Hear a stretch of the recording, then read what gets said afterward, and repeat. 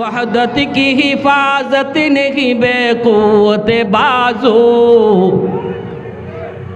वहदत की हिफाजत नहीं बेक़ुव्वत बाजू, आती नहीं कुछ काम हाक़ल खुदा दाद। ऐ मर्द खुदा तुझको क़ुव्वत नहीं हासिल, ऐ मर्द खुदा तुझको क़ुव्वत नहीं हासिल, जा बैठ किसी गार में अल्लाह का कर याद, जा बैठ किसी गार में अल्लाह का कर याद। ये सच है कि बातिल की तरफदार नहीं हम, ये सच है कि बातिल की तरफदार नहीं हम, गद्दार न समझो हमें गद्दार नहीं हम, गद्दार न समझो हमें गद्दार नहीं हम। फूलों की तरह नरम मिजाज अपना है नाज़र, हम तीर नहीं नेज़ा व तलवार नहीं हम, हम तीर नहीं नेज़ा व तलवार नहीं हम। আপনারা তো আছেন মসজিদ মাদ্রাসা লইয়া, আপনারা তো আছেন ওয়াজ মাহফিল লইয়া, এমনি তো আপনাদেরকে মানুষ সম্মান করে, এমনি তো আপনাদের মর্যাদা অনেক বেশি। তাহলে এমপি হতে চাবেন কেন? মন্ত্রী হতে চাবেন কেন? চেয়ারম্যান হতে চাবেন কেন? আপনার প্রশ্নের জবাব ইউসুফ আলাইহিস সালামের ঘটনা দিয়ে আমি বলে দিলাম। এত বড় নবী হওয়ার পরও কেন তিনি মন্ত্রিত্ব চেয়ে নিলেন? এবং এই ঘটনা আল্লাহ কোরআনে নাজিল করে আমাদেরকে আবার কেন জানাইলেন? এই ঘটনা এখানেই শেষ দিলে আল্লাহ পারতেন, আবার আমাদেরকে কেন জানাইলেন? আল্লাহ আমাদেরকেও মেসেজ দিলেন, আমাদেরকেও মেসেজ দিলেন। আল্লাহ তোমাকে যেতটুকু যোগ্যতা দিছে, এই যোগ্যতার যথাযথ হক জনগণের সাথে আদায় করছো কিনা? উলামায়ে কেরামের দায়িত্ব শুধু মসজিদ মাদ্রাসা লইয়া না, উলামায়ে কেরামের মূল দায়িত্ব হলো জনগণ লইয়া। এটা বুঝতে হবে আগে। উলামায়ে কেরামের মূল খেদমতটা হলো জনগণকে লইয়া, কারণ নবীদের মূল খেদমত ছিল উম্মত লইয়া, আর উলামায়ে কেরাম নবীর ওয়ারিস। এজন্যই যে জায়গায় গেলে পরে একজন আলেম সে আল্লাহকে ভয় পাইয়া, আল্লাহর ভয় অন্তরে রাইখা ওই খেদমতটা আঞ্জাম দিবে। হাজার রাকাত নফল নামাজ পড়া একজন মানুষ যতদিন আল্লাহর ওলি হবে, একজন চেয়ারম্যান সে আল্লাহকে ডরাইয়া যদি জনগণের মাল খেয়ানত না কইরা যথাযথ বন্টন করে, তাহলে হাজার রাকাত নফল নামাজ পড়ার চেয়ে বেশি সওয়াব আল্লাহ তার আমল নামায় দান করবে। মুআজ্জাজ হাজিরিন, আমরা একদিন দুনিয়ায় ছিলাম না, এসেছি, আবার থাকবো না। সময় আমাদের খুবই কম, কিন্তু কাজ অনেক বেশি। ঠিক কিনা জোরে বলেন? আমাদের হাতে সময় কম, কিন্তু কাজ বেশি। প্যারে হাজিরিন, আল্লাহ পাক বলেন, হে ঈমানওয়ালারা শোনো, আমি আল্লাহকে ভয় করো। ইয়া আইয়ুহাল্লাযীনা আমানুত্তাকুল্লাহ হাক্কা তুকাতিহি, ভয় করার মতো করো, আমি আল্লাহকে ভয় করার মতো করো। ওয়ালা তামুতুন্না, তোমরা মৃত্যুবরণ করো না, তোমরা মইরো না, ইল্লা ওয়া আনতুম মুসলিমুন, যদি মৃত্যুবরণ করোই, যদি মরতেই হয় তাহলে মুসলমান হইয়া মইরো। যেরকম সুবহানাল্লাহ। প্রথম কথা হলো আল্লাহ পাকের ভয় করব কাকে? একটু আওয়াজ দেওয়া লাগবে জোরে। রাজি আছি সবাই ইনশাআল্লাহ? আমরা এখানে হাজির হতে পেরে বেজার না খুশি? আওয়াজ দেয়া বলেন খুশি। জোরে আওয়াজ দেয়া বলেন আলহামদুলিল্লাহ। বলুন, ভয় করব কাকে? কে ঘোষণা দিয়েছেন? আল্লাহর ভয় যার অন্তরে থাকে, গায়রুল্লাহর কোনো ভয় তার অন্তরে জায়গা পায় না। এজন্য আল্লাহ বলেছেন, আমি আল্লাহকেই শুধু ভয় করো। কেউ যদি সত্যিকার অর্থেই শুধু আল্লাহকে ভয় পায়, তাহলে সে আর কাউকে ডরাবে না, আর কোনো ভয় তার অন্তরেই থাকবে না। তার একটাই চাওয়া আমার আল্লাহ, তার একটাই করা আমার আল্লাহর গোলামি, তার একটাই পাওয়া আমার আল্লাহর রেজামন্দি। আল্লাহকে খুশি করতে যাইয়া কে বেজার হলো, আমার আল্লাহকে পাইতে যাইয়া কে নারাজ হলো, এটা কখনো আল্লাহ প্রেমিক ভাবে না, ভাবতেও পারে না। আমার নেতা বেজার না আমার নেত্রী বেজার, আমার ভাই বেজার না আমার বন্ধু বেজার, যে আল্লাহকে ভালোবাসে তার অন্তরে আর কোনো চিন্তা থাকে না। এই কথাটাই আল্লাহ বলেছেন, দিলে আমাকে বসাও, দিলে আমাকে বসাও, দিলে আমাকে বসাও। যে মানুষ আল্লাহকে দিলের ভিতরে বসায় তার অন্তরে আর কোনো ভয় থাকে না। আজ আমাদের অন্তরে কেন ভয়? দুশ্মন আমাকে মেরে ফেলবে, দুশ্মন হামলা করবে। আজ সৌদির বাদশার দিলে কেন ভয়? কেন ফিলিস্তিনের পক্ষ সৌদির বাদশা প্রকাশ্যে নিচ্ছে না? কারণ দিলের ভিতরে আল্লাহর ভয় নাই, আমেরিকার ভয় ঢুকায় রাখছে। আওয়াজ দিয়া বলেন ঠিক কিনা? আজকে মিশর কেন ফিলিস্তিনের পক্ষে সরাসরি সাপোর্ট দিচ্ছে না? আজ সমস্ত বাতিল এক প্ল্যাটফর্মে আমেরিকার নেতৃত্বে, কিন্তু আমার ফিলিস্তিনি ভাইয়েরা দুর্বল। ভালো করে মনে রাখবেন, কখনো দুর্বলকে আমরা দুর্বল ভাববো না।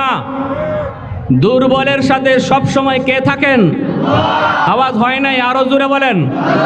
দুর্বলের সাথে কে থাকেন? দুর্বলের সাথে মহা শক্তিশালী আল্লাহর হাত থাকে। এজন্য দুর্বলকে দুর্বল মনে করবেন না। মেসের কাঠি যখন তার কাঠির মেসের ভিতরে থাকে কিছুই বুঝে না, কিন্তু যখন এই মেসের কাঠিকে ঘষা দেওয়া হয় তখনই মেসের কাঠি ফাত করে আগুন জ্বলে, কারণ এই কাঠির মাথার মধ্যে বারুদ লাগানো। দুর্বল মানুষগুলির মাথায় আর দিলের ভিতরে ঈমানের বারুদ রয়েছে, ঠিক কিনা? আমাদের দিলে ঈমানের বারুদ। আমরা যখন মেসের ভিতরে থাকবো খুবই শান্ত, কিন্তু যদি আমার ঈমানে ঘষা দেওয়া হয়, আমার ঈমানের বারুদে যদি আঘাত করা হয়, আমার ঈমানের বারুদে যদি কোনো ধরনের কোনো ছোঁয়া দেওয়া হয়, তাহলে দুনিয়ার আগুন কি এর যে 1000 গুণ পাওয়ার আগুন হলো ঈমানের আগুন, ঠিক কিনা?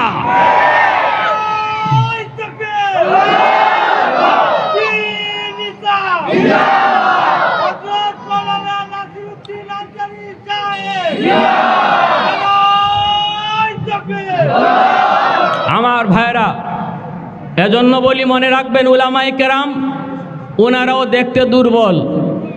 এদেশের মুসল্লি সাধারণ মানুষ, নামাজি মানুষগুলা যারা উলামায়ে কেরামকে মহব্বত করেন, যারা ইসলামকে লালন করেন, যারা কোরআনকে দিলে গ্রহণ করেন, যারা স্বপ্ন দেখেন এদেশে একটি ইসলামী রাষ্ট্র কায়েমের, তারা সমাজে দেখতে দুর্বলই মনে হয়। কিন্তু মনে রাখবেন, মূসা আলাইহিস সালামের হাতটা দেখতে দুর্বল ছিল, কিন্তু এই দুর্বল হাতের চর আর থাপ্পড় ফেরাউনে খাইছে, বুঝছে এটা কেমন চর, ঠিক কিনা? জোরে কর। ফেরাউনে চর খাইয়া বুঝছে। আসিয়ারে ডাক দেও, আসিয়া এত মায়া কইরা ফুলারে নদীর ঘাট থেকে ভাইয়া আনছো, আমিও কুলে নিলাম, আমারও একটু মায়া মায়া লাগতেছিল, একটু আদর দিতাম চাইছিলাম, হে যে আমার গালো একটা বয়াইছে, আমার তো কিতা কিতা লাগে, মনে হয় ইডেই হিডিয়া, যেটার ভয়ে আমার ঘুম হারাম, খাওয়া হারাম। যে সন্তানের হাতে, যেই ছেলের হাতে আমার রাজত্ব যাবে, আমার মনে হইতেছে ইডেই হিডা। আসিয়া কয়, না ইডে হিডা না, ছোট মানুষ বুঝে না, হাত নাড়ানাড়ি করছে, তোমার গালো লাগছে, তুমি কও চর। ফেরাউনে কয়, আসিয়া চরটা আমি খাইছি। ফেরাউনে কিতা কয়? চরটা আমি খাইছি, আমি বুঝি। এটা বুঝে দিছে না বুঝে দিছে? ইজাত চোর না বুঝে হয় না। ইফুলা সুড হইলে কি হইব, এর পুরাপুরি বুঝ আছে। আর ইটে সাধারণ মানুষের কোনো চোর লাগছে না আমার কাছে। ছোট বাচ্চার চোরের মাঝে অত আগুন থাকতে পারে না। বোঝা গেল, দুর্বলের হাতের পিছনে আল্লাহর কুদরতি হাত থাকে, ঠিক কিনা? জোরে কন। উলামায়ে কেরাম দুর্বল যদি মাঠে নামে, মনে রাখবেন তাদের পিছনে আল্লাহ রয়েছে, ঠিক কিনা ভাই? এজন্য মুসা আলাইহিস ইসলামের সর খাইয়া ফেরাউনে কইছিল, আসিয়া কয় না বুঝে না, ফেরাউনে কয় না বুঝে, আসিয়া কয় বুজ্জা মারছে না, ফেরাউনে কয় না বুজ্জা মারছে, কয়তে পরীক্ষা করে লাও, বুঝে না বুঝে না, কয় এক জায়গাতে আগুন জ্বালাও, আরেক জায়গায় স্বর্ণের টুকরা রাখো, আর বাচ্চারে সারো, আঙ্কুর গালা দিয়া দেখি কোন দিকে যায়, যদি গিয়া স্বর্ণ হাত দেয় তাইলে বুঝবো আমরা এই বাচ্চায় বুঝে কোনটা সোনা কোনটা আগুন, সোনাত হাত দিলে বোঝা গেল এ বুঝে, চটটাও বুঝেই মারছে, আর যদি আগুন হাত দেলায় তে বুঝমু এ বুঝে না, চটটা না বুঝা মারছে। আসিয়া কইতে নেও পরীক্ষা করে লাও, এখন দিছে এইভাবে সাইরা। মুসা আলাইহিস সালাম শুধু মানুষ বুঝ আছে পুরা ওই, কারণ নবীগণ ছোট হইল আল্লাহ বড় মানুষের বুঝ দিয়া রাখে, ইনি আঙ্কুট গালা দিয়া দিয়া যেদিকে স্বর্ণ ইবায় যাওয়া শুরু করছে, ফেরাউন আসিয়া ওই যায়, তুমি তো কইলে বুঝা মারছে না, যায় দেখো কই গে হাত দে, স্বর্ণের দ্বারকে হাত দেলাইবা, তখনই আল্লাহ কয় জিব্রাইল তাড়াতাড়ি যাও, আমার মুসা তো ভালো করেই বুঝে কোনটা আগুন আর কোনটা সোনা, কিন্তু আমি আল্লাহর কুদরতের খেলা মাত্র শুরু ফেরাউনের সাথে, এখানে শেষ দিলে হইতো না, তুমি হের আটটারে টান দিয়া আগুনে ফালাইয়া দিও।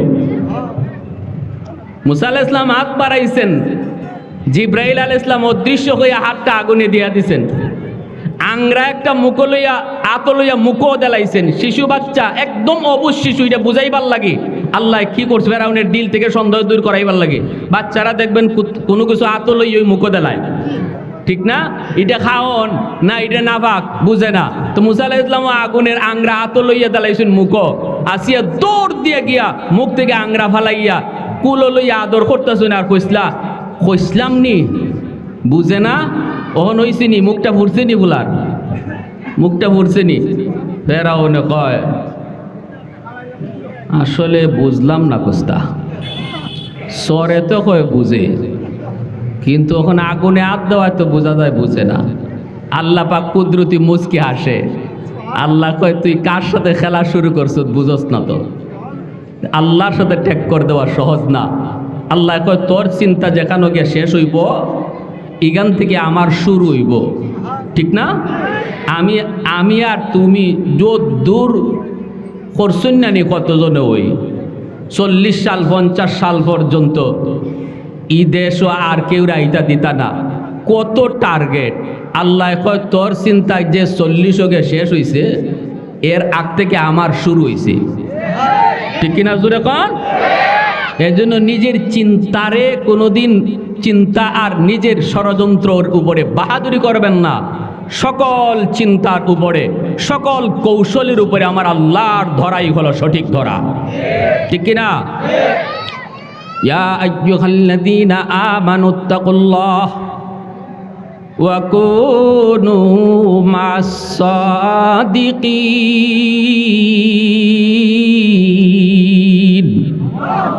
এজন্য আল্লাহ পাক বলেন বান্দা, আমি আল্লাহকে যদি তুমি ভয় করার মতো করতে চাও তাহলে নিজে নিজে পারবা না। কেমন করে আমি আল্লাহর ভয় অন্তরে আনবা, এর একটা রুল আমি আল্লাহ বলে দিলাম, পথ তোমাকে বলে দিলাম। সেই পথ আর সেই রুল হলো, আমি আল্লাহর কাছে যারা মাকবুল, আমার যারা প্রিয় বান্দা, আমার যারা বলি, তাদের সঙ্গ ধরো, তবেই তোমার অন্তর আমার ভয় চলে আসবে। আল্লাহ বলেন বান্দা, আমাকে তোমরা যারা পাইতে চাও, নিজের মতে মতে ঘুরলে আমাকে পাবা না। যদি তোমরা আমাকে পাইতে হয়, যারা আমারে পাইছে তাদের ফিস ধরো, ঠিক কিনা জোরে বলো, যারা আমারে পাইছে তাদের ফিস ধরো। নিজের মতে মতে চইল না, নিজের মতে মতে গইর না। বাজারে গেল আমাকে পাওয়া যায় না, মাজারে গেল আমাকে পাওয়া যায় না, রাজনীতি করলো আমাকে পাওয়া যায় না, নেত্রীর পিছনে ঘুরলো আমাকে পাওয়া যায় না। আমাকে যদি পাইতে হয়, যারা আমারে পাইছে তাদের ফিস ধরো। যারা তারা যেই পথ দিয়া হাঁটে, ওই পথ দিয়া হাঁটলি আমাকেও পাইবা। জোরে কোন সুবহানাল্লাহ। ওয়াহদাতি কি হিফাজত নেহি বেকুওতে বাজু, वहदत की हिफाजत नहीं बेक़ुव्वत बाजू आती नहीं कुछ काम हाक़िल खुदा दाद ऐ मर्द खुदा तुझको क़ुव्वत नहीं हासिल ऐ मर्द खुदा तुझको क़ुव्वत नहीं हासिल जा बैठ किसी गार में अल्लाह का कर याद जा बैठ किसी गार में अल्लाह का कर याद ये सच है कि बातिल की तरफदार नहीं हम ये सच है कि बातिल की तरफदार नहीं हम गद्दार न समझो हमें गद्दार नहीं हम गद्दार न समझो हमें गद्दार नहीं हम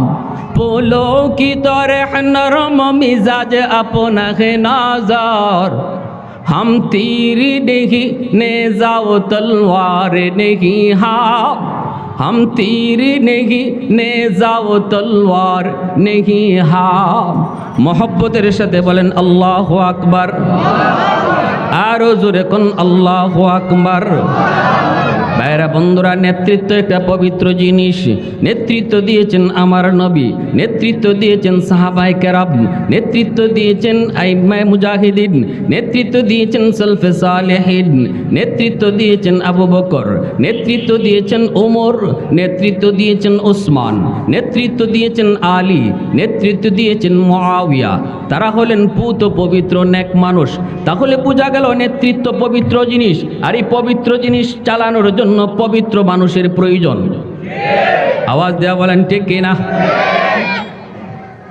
এজন্যই তো ইউসুফ আলাইহিস সালাম বলেছিলেন এত বড় পয়গম্বর ইউসুফ আলাইহিস সালাম তিনি বাদশাকে বলেছিলেন জেল থেকে বের হওয়ার পর তিনি বললেন 7 বছর দুর্ভিক্ষ হবে চরম আকারে দুর্ভিক্ষ হবে মিশর যদি এই দুর্ভিক্ষ থেকে বাঁচতে হয় প্ল্যান করতে হবে 7 বছর আগ থেকে এই প্ল্যান যদি বাস্তবায়ন করতে হয় তাহলে আপনি আমাকে মন্ত্রিত্ব দেন খাদ্যমন্ত্রী আমাকে বানান আমি এই 7 বছর দুর্ভিক্ষের বৎসর সুন্দরভাবে মন্ত্রণালয় পরিচালনা করব ইউসুফ আলাইহিস সালাম তিনি মন্ত্রিত্ব চায়া নিতেছেন একটু মনোযোগ আমার দিকে দেন জরুরি একটা ইম্পর্টেন্ট কথা বলছি ইউসুফ আলাইহিস সালাম তিনি আল্লাহর পয়গম্বর কিন্তু তিনি বাদশার কাছে মন্ত্রিত্ব চায়া নিলেন বলুন তো দেখি মন্ত্রী বড় নাকি নবী বড় জোরে বলেন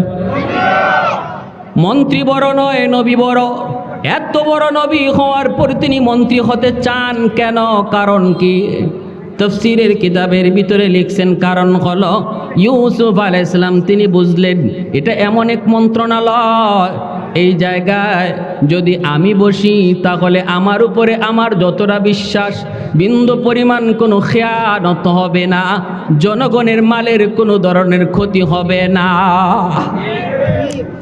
আর কারো উপরে বিশ্বাস